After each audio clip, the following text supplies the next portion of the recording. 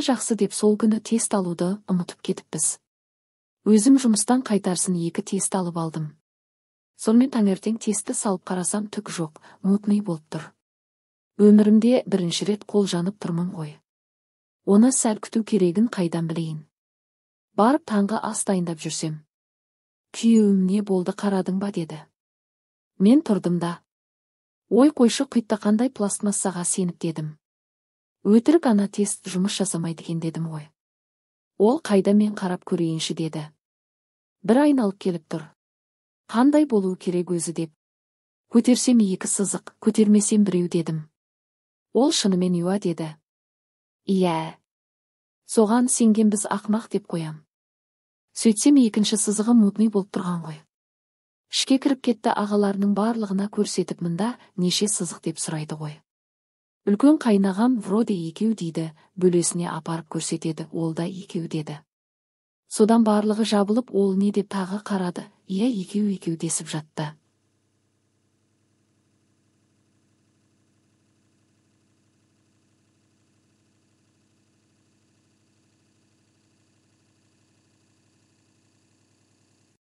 Не ол айтсайшы деп қоймайды. Күйеуім мәз.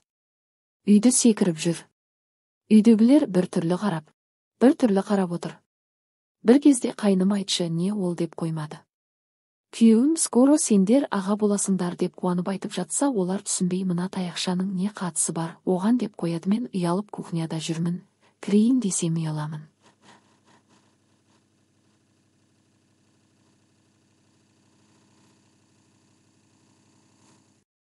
Әрең дегенде шәйнегіммен кіріп келдім де шәй құйып жатсам қайнағам. Гүлнұр сен өзіңді күт ауыр көтерме, су тасыма деп қаз қатар айта жөнелді. Сөйтіп қуанышты хабармен барлығымыз жұмысқа шықтық. Содан кеште үйге келсем, дастархан жайнап тұр, фруктыға толыпты. Бірақ менде ондай ештеңе жегім келмейді, тамақ талғамай жей бердім. Жұмысқа барып келіп жүрмін, қайтарсын қайным екеуміз бірге қайтатын едік. Бір күні қайныма картопқа ұқсайтын бірақ сырты жасыл нәрсе көрдім, соны жегім келіп тұр деймін ғой. Дәже дәмінің қандай екенін білмейм, ол не өзі дейді.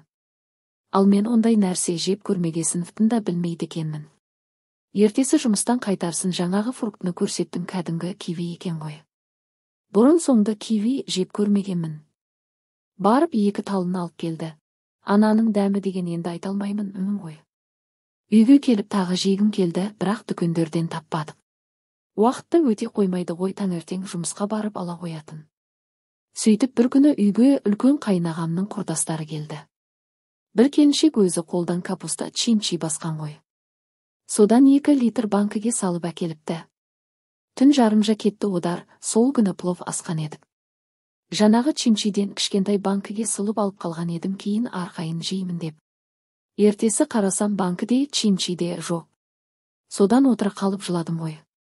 Кәдімгідей еңіреп жыладым. Ятай десейш. Үйдегілер неге жылап жатқанымды білмейді. Бәрі аң-таң не болды, бір жерің ауырып тұрма дейді ғой. Мен жоқ деп тағы жылауымды жалғастырамын. Үлкен қайнағам келіп, үйіңді мамаңды сағындың ба дейді. Менде үн жоқ, тек жылап отырмын.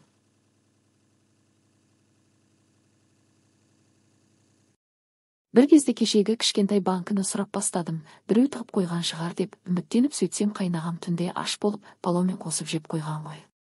Оны естіп тағы өксіп жылайым ғой. Сөйтіп неге жылап жатқанымды күйеуіме еңіреп тұрып әрең айттым ғой. Үй адам деген соғанда жылайды ма деп. Ішке кіріп кетті.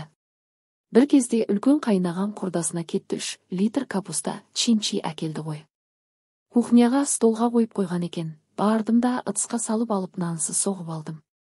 Кешке тағы палау пісірдік, столға чимчи салып әкеліп қойсам, менен басқа ешкім жемей отыр. Бір кезде күйеуім чимчиге қолын соза беріп еді, қайнаған қолын қағып жіберді. Тарт қолыңды, Гүлнұрды жылатасың деп. Сөйтіп палауды тек мен ғана чимчимен жедім. Одан кейін үйге бірдеңе алып келсе, ешкім рұқсатсыз жемейтін болды. Ана чимчи де біразға жетті.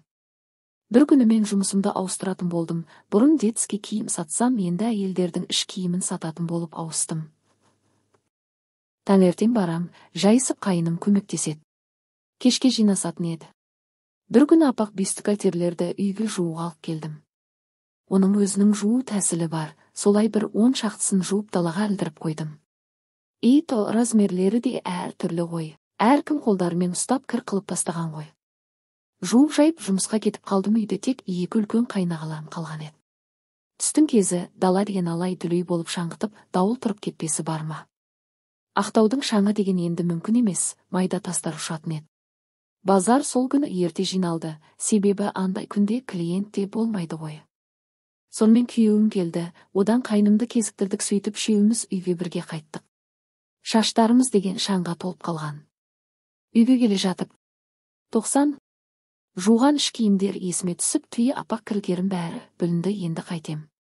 Оларды қалай сатам? Өтпесе ше. Енді тағы жуамын ба деп кәдімгідей уайымдап келем. Бір кезде үйге жеттік, үйге кіре берісте ұзын дәліз болатын. Қарасам сол жерде 2 іш киім жайылып тұр екен. Ары қарай шай ішетін бөлмеге кірсек, әр жердегі шегелерде іш киімдер салбырап ілініп тұр ғой. Мен қасқа санап жүрмін, біреуі жетіспейді ғой деп қайта санаймын. Бір кезде әлгі күйеуімнің бөлесі қолында бір бюстгальтер бар.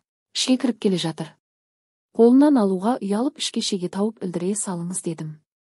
Күйеуім душқа түсіп келді, артынша мен барып түсіп келдім. Одан кейін қайным кеткен еді.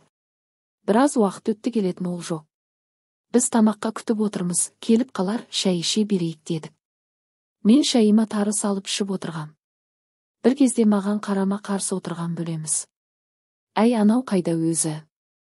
Мен құсап бюстгальтер іздеп кетпеді ма демесі бар ма? Аузымдағы тарының барлығы бетіне ұшты, күлем деп көзімнен жас шығып.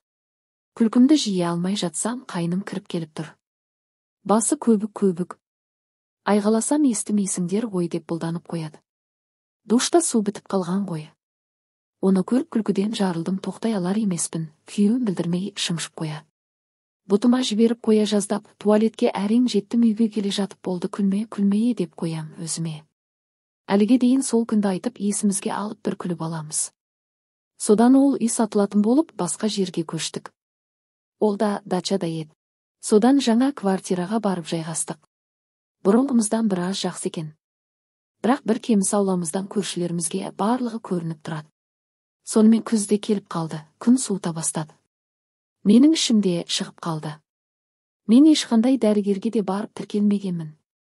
Себебі алдыңғы болған түсіктен соң қорқып қалдым ба. Әйтеуір тіркеуге тұрмадым.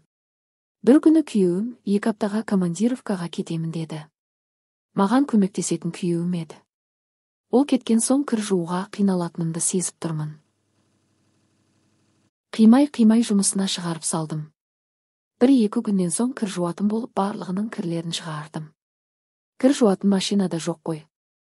Барлығының кірі бір төбе болды, оны көріп кір жууға деген желанием кетіп қалды. Себебі көбісі джинсы еді. Оларды дұрыстап сыға да алмаймын ғой. Қайныма айттым. Сен маған су әкеліп беріп тұршы, екеулеп жуып тастайық дедім.